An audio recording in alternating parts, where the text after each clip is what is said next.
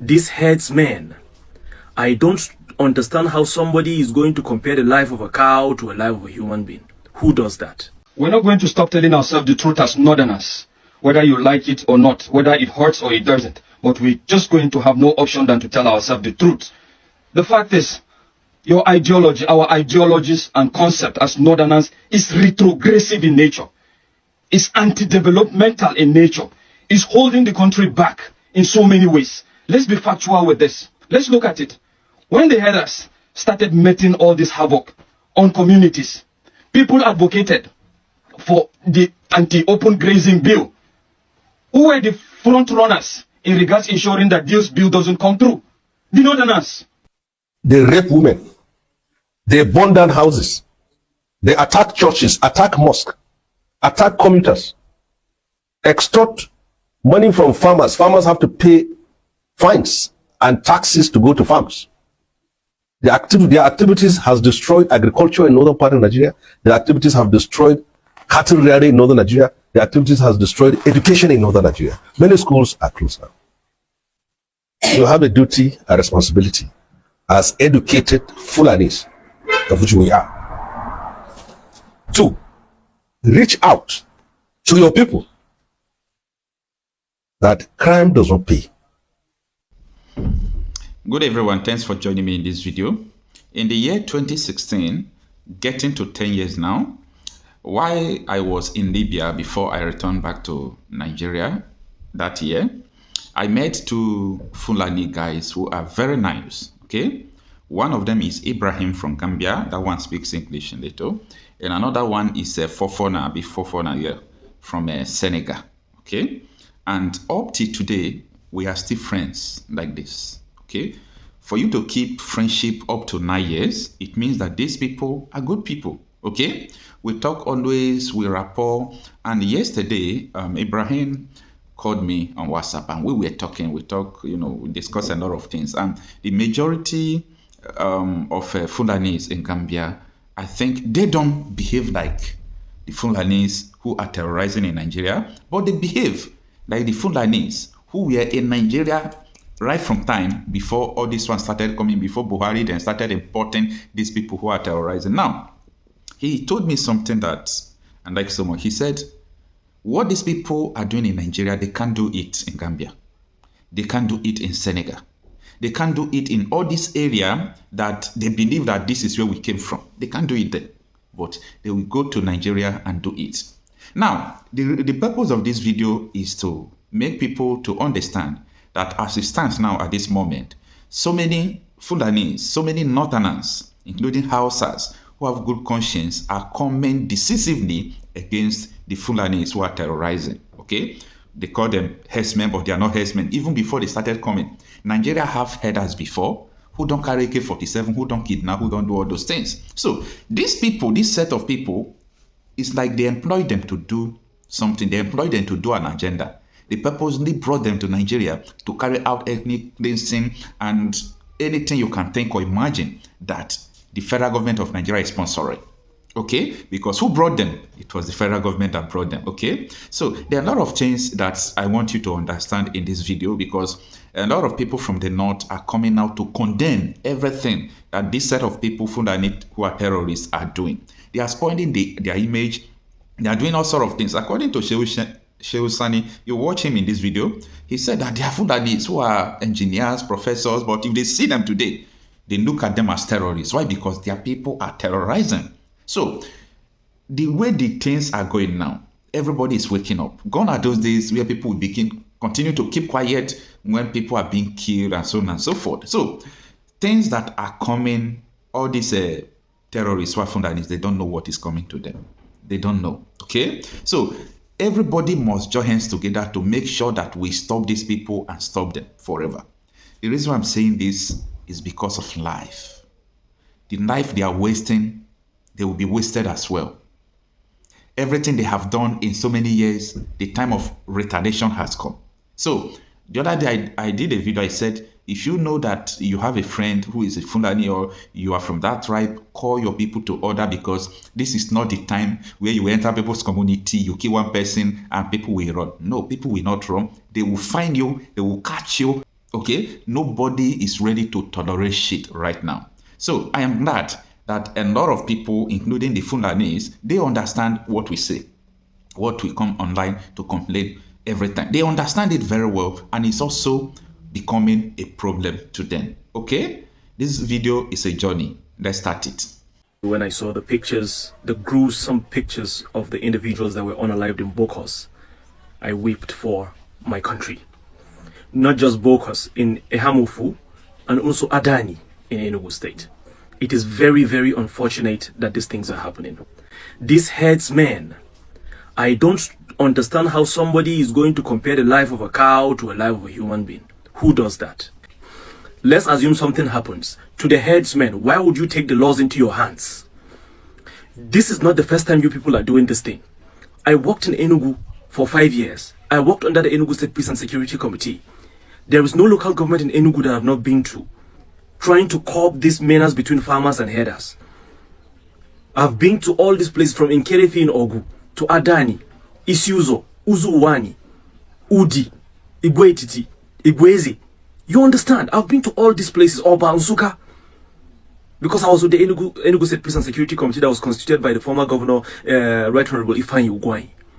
We go into these villages, we see the destruction that these herdsmen usually do and cause. So my problem is, what is wrong with the security architectures of these states? For how long these herdsmen attacks have been consistent for the past decade? I can remember the attack in Dogona in Jos. So I wonder, children that do not know anything about whatever it is, I wonder how you are going to take your cows close to somebody's farm, destroy the person's farm.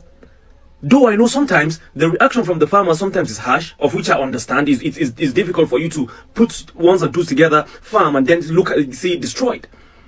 But I wonder how this will now result to you coming back in the night and destroying a whole community, unaliving a whole community, unaliving over 100 people that know nothing about what transpired. For crying out loud, where is that done? Where is that done on this earth? Where is that done? Only in Nigeria. I saw the governor of Plateau State, Caleb Muftuanga. I would definitely applaud you, Mr. Governor, for your swift intervention in going to Bokos. I don't know what the Enugu State governor is doing about the Adani situation and that of Ehamofu. But I even saw the governor of Plateau State in Abuja trying to seal a deal with the security architecture about the surveillance, I think drones and some other things. But this has to stop. Only if you know what I experienced in Enugu, I'll find time and give you people. I have concrete details of what is happening between farmer and herders. I have details of the issues with the farmers. I have details of the issues with the herders. I think it's time we do something about this collectively. So if you condemn the killing of the Bora, now condemn the killing of the 16 people in Edo State Uromi, and you're not condemning the killings in Bokos, then you are a hypocrite. What is wrong is wrong. You cannot side one particular people and you are expecting change. No, if you want to criticize constructively. We're not going to stop telling ourselves the truth as northerners, whether you like it or not, whether it hurts or it doesn't. But we're just going to have no option than to tell ourselves the truth. The fact is, your ideology, our ideologies and concept as northerners is retrogressive in nature. It's anti-developmental in nature. It's holding the country back in so many ways. Let's be factual with this. Let's look at it. When the herders started making all this havoc on communities, people advocated for the anti-open grazing bill. Who were the front runners in regards ensuring that this bill doesn't come through? The northerners. They kicked against it seriously, that at the end of the day it could not scale through. And here do we have a situation now where the Fulanis have migrated from making havoc on the north to the other parts of the country. And funny enough, you went against this bill, but when Fulanis are now committing this havoc on people, you tend to dissociate yourself. You say that it's not a northern thing, it's a Fulani thing. Nobody can tell me that. It's a northern thing, it's a northern ideology. So let's not distinguish between the tribes, because the last time I checked, the northerners were the strong advocates. Majority of the northerners opposed the bill. And look at what open grazing is doing to us. How long are we going to go this way? Again, look at what happened in regards to the closure of school during Ramadan.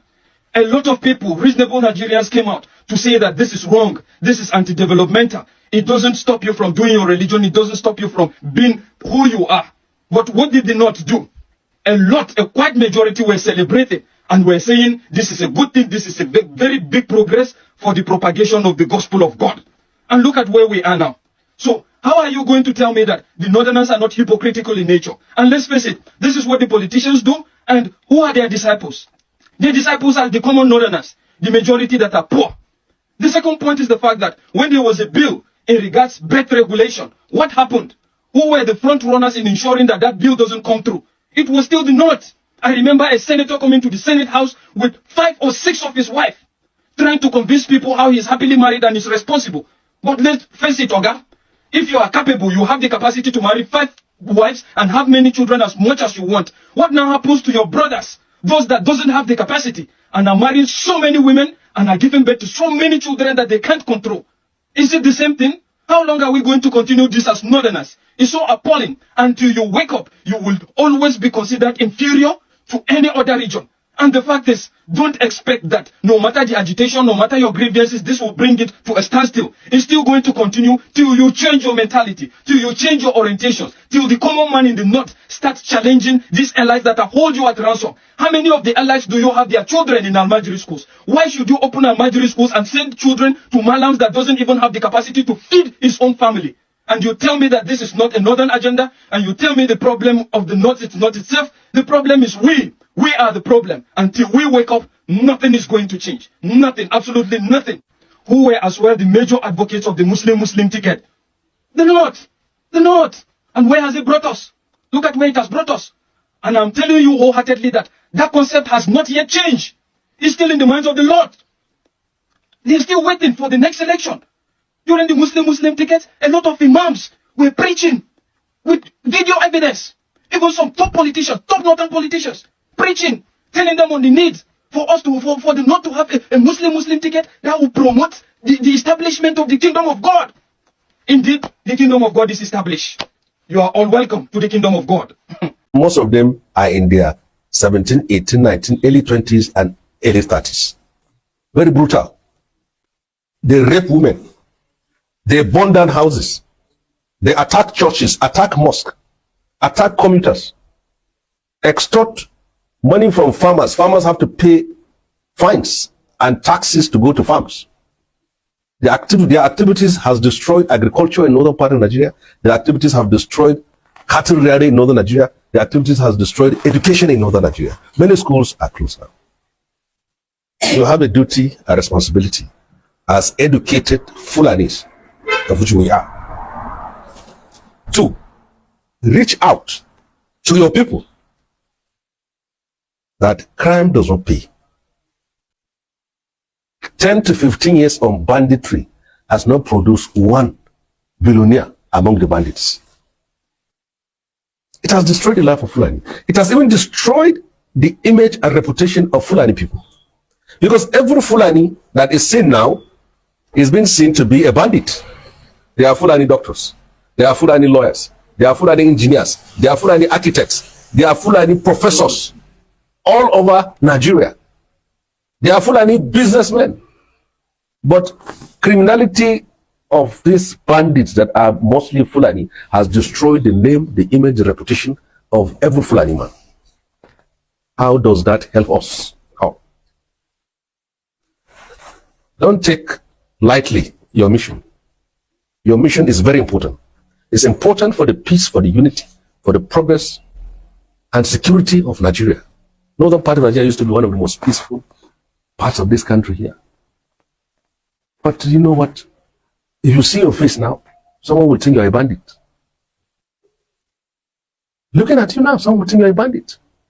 Just because your ethnic group are involved in it. So I will use this opportunity to assure you of my own full support. You should go to every nook and cranny, meet your people, tell them that we don't want banditry in northern Nigeria. We don't want kidnapping in northern Nigeria. We don't want their activities that has been destroying our image, our reputation as the people in northern Nigeria. You see, the fact is, what has happened in Uromi should be an eye-opener to the northerners. And what do I mean by that? Gone are the eras when people produce children that they cannot cater for. And at the end of the day, the children grow up and go to other states and be doing menial jobs like shoeshana, cutting of grass, babambola, and the rest of it. That is what is causing sea finish. If I must use that word just like I use for the military at a point in time, I say now sea finish, they cause all these things. Well, those things may be embedded in the religious, whatever, it may have a religious affiliation, but I actually don't believe in that. Because I have a lot of good Muslims that don't see life that way. They believe in responsibility. I'm not trying to discourage Al-Majri in any way, but the Al-Majri should be well structured in such a way that it shouldn't be an avenue where somebody will produce children that he can't cater for, and the only thing he has left is just to push them into Al-Majri or not be responsible to them. And we should try to get rid of marrying a lot of women and having so many children that at the end of the day we are not responsible. That is what is giving birth to all this. You don't command respect from anybody by so doing. The world is evolving. If you look at it, let's take it memory lane. All that has been happening, the unaliving and the ill treatment, whatever, is just meted on the poor common people you have on the streets. That is just it. We have a lot of northerners in the south and the east that are doing well. You dare not take that kind of rubbish to them because you can't stand it. They command so much respect, they command so much resources that if you try to rubbish them, I'm telling you, all hell will lose broke. And you can't stand it. They don't try them. Do you see them being mobbed? They don't mob them. Because these are people that were brought up by responsible parents, responsible families, and at the end of the day, they pursue their career and they relocated to wherever they're going and they establish themselves as an authority. So it's high time we have a debate around that. The era of having children that you can't be responsible for has gone. The world is evolving. And they say the only constant thing in life is change, and only those that have the ability to adapt that survives. Even the so-called violence, a lot of people are threatening to make violence or whatever. It has evolved. You can only make violence on the poor like you. The rich have so insulated themselves with government resources, with so much security that you can't near them. So at the end of the day, I'm still going to be repeating, it's going to be a battle for the poor against the poor. If you feel retaliation is the answer, that is not just it.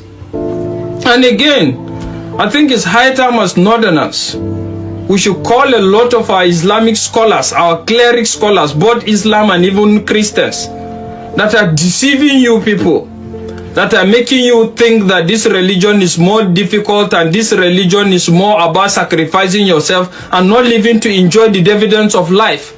That era has gone. That era has gone. Let's disabuse our mind from that.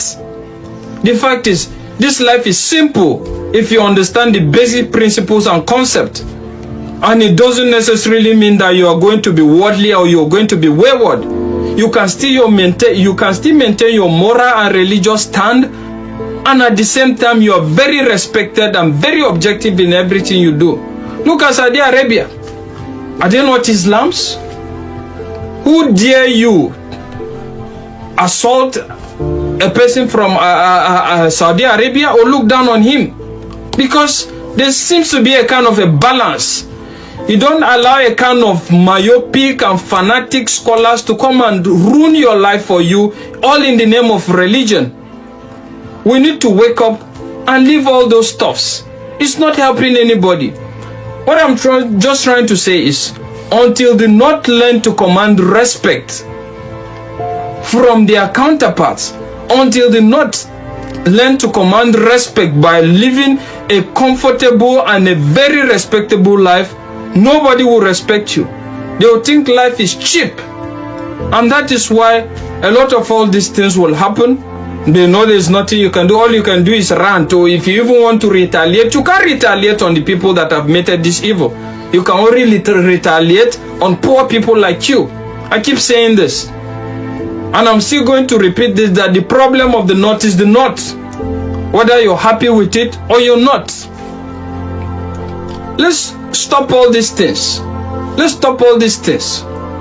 Development, civilization, and a lot of it will not stop you from practicing your religion. But don't allow people, and I need to say this to the youths, don't allow people that have wasted their life in delusion trying to come and tell you religion the way they feel is supposed to be, that has not even paid them, has not even favored them. Live your life. At the end of the day, if you're alive so long to see what it takes to be alive and what religion is all about, you get to see that religion is all about being good. Just be good to yourself. Be good to yourself, be good to your neighbors, and nothing more. Forget about the technicalities. Don't bother about people that are not worshiping the same religion with you. This one is not God, this one is... That is not your problem. The problem is just be good and be productive, and you will command respect. Bello made a video recently in regards how some of the religious leaders are also beneficiaries from the government, and at the end of the day, the only thing they come to do is, when election time comes, the cleric scholars will call you and tell you that this is what we should do, this is what we do, without knowing on the ground that they have been collecting money and they have been beneficiaries. And you now, you think you're doing something in the name of religion. In the name of religion, that you're doing it for the sake of religion and holiness, and at the end of the day, it's messing up your life. Don't allow people that have lived their life and have enjoyed and have that are even benefiting on your ignorance to ruin your life. Live your life free. Religion is not difficult. Just be good, be happy, love yourself, love your neighbor. That is the summary of religion. Forget about technicalities. Everybody may not understand or do the same thing you're doing, but that is fine as long as his own doesn't affect you. And that is just it. We need to have this discussion. There is need for the North to wake up. Be in tune with changing times. That is what I'm trying to say. Let's not shy away from the truth. Look at other parts of the country. They concentrate on things that develop them, progress them. You have a lot of millionaires and billionaires in their own part, but when it comes to the North, all we talk about is all about religious difference and tribal difference. Where is it taking us? How has it benefited anybody? Nobody. Rather, it's associated in making you so primitive that when you go to a lot of places as a result of your appearance due to poverty, people think you are a terrorist, people think you are a rebel, people think you are a problem, even when in heart you are not. So till you get to make yourself better, nobody will respect you, nobody will appreciate you, and most importantly, say no to fanatical religious ideologies. Live your life, live free, try your best, believe in God, love humanity, love yourself, and that is the summary. Nothing more. God help us.